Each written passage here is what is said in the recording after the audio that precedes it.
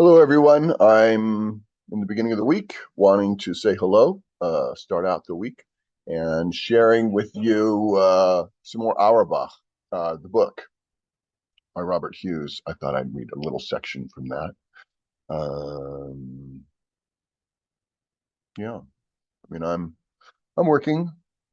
I want to go out and do some drawing and get out and do some painting tomorrow. So moving outside, that's good. But I wanted to share the Auerbach with you. So here we are again, and it's good. I'm going to read about a page and a quarter, something like that. Okay, it's a great book. I really recommend this one. Robert Hughes. You find it used, I believe. Exiled to England at the age of 8, orphaned by Hitler soon afterwards, Auerbach is possessed by filiation.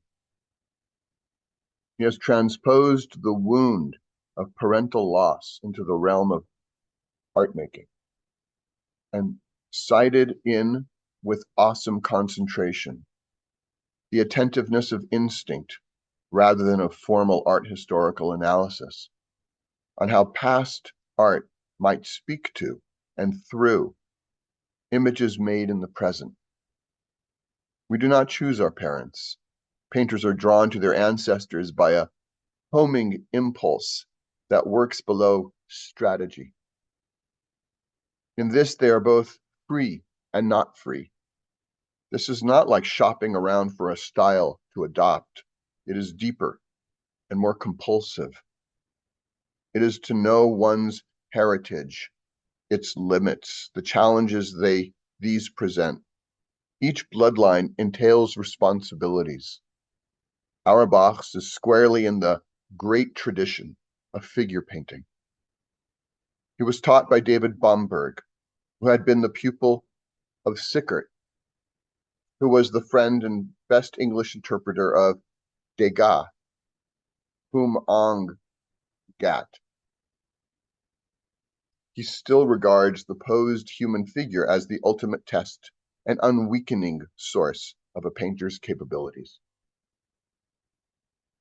In the 1970s, this put him beyond the pale of fashion, a murky Jewish expressionist whose small, gnomic renderings of the human figure in terms of abrupt scrawls and pilings of thick pigment were very far from American post-painterly abstraction, let alone the iconic brashness of pop. He was after heavy, sculptural, tactile form, the exact reverse of the optical color and agreeable clarity of profile valued in the 60s, from Kenneth Nolan to David Hockney. Moreover, Auerbach was not just unironical, his painting bluntly rejected the possibility of detachment. In the 1960s and through into the 70s, irony looked like a fresh posture, a bright, undeceived way of looking at a culture in transition, of feeling out the tingling shudder of reality loss occasioned by mass electronic media. Nothing is real, nothing to get hung about. Strawberry fields forever. The ease with which the Times rejected internalization did not favor a sympathetic reading of Auerbach's work. Today, of course, that innocence has gone and is replaced by something worse. A soured relativism. What do we have today? Man, it's like this is 30 years ago. It's like 35, Where are we now? It's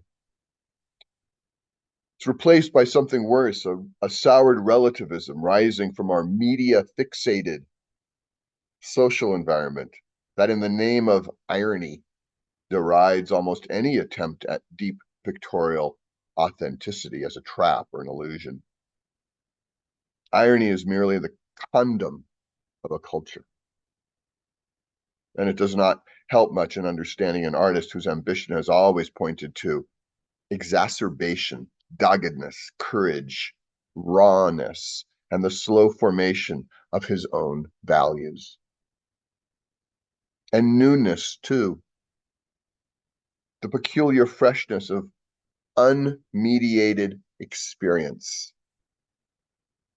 The peculiar freshness of unmediated experience.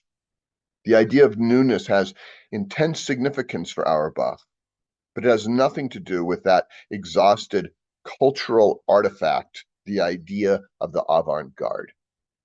Auerbach's newness means vitality, the seizure of something real from the world and its coding, however imperfect and approximate, in paint.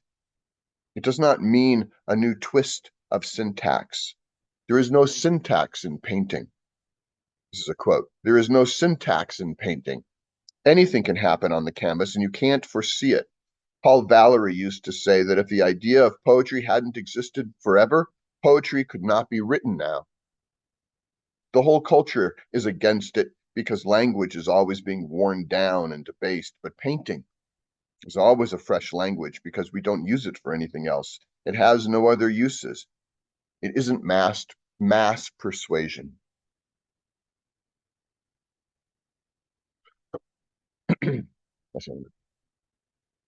Nor is newness a matter of style.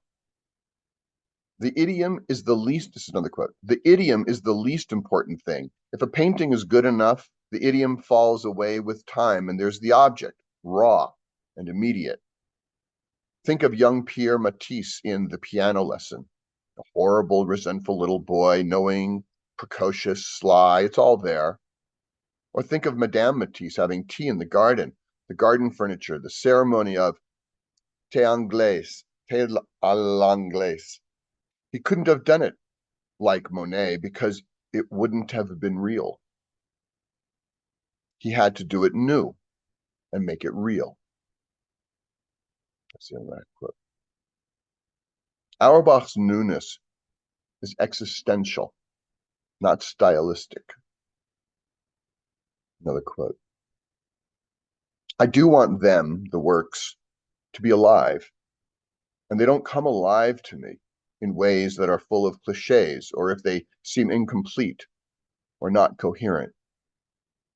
I think the unity in any painter's work arises from the fact that a person brought to a desperate situation will behave in a certain way. And this is now Robert Hughes coming in. Stress produces constants, and these constants are the style. And then Auerbach continues. That's what real style is. It's not donning a mantle or having a program. It's how one behaves in a crisis.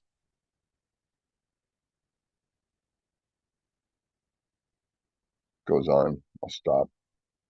It's great. It's like, yes,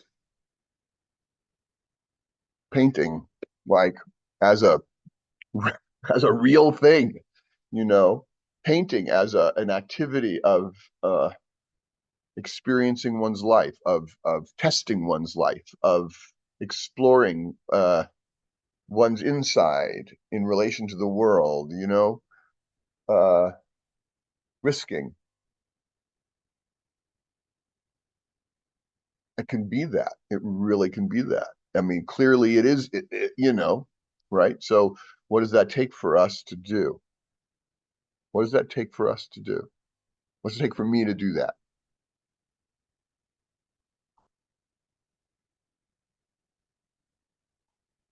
That's right. To lean in, be awake, make a mark. All right. Cut this short now and send this out to you today. Hope you're all well. Onward. Okay. Take care. Keep painting. Bye bye. Come on. Come on. Come on. Come on. Come on. Come on.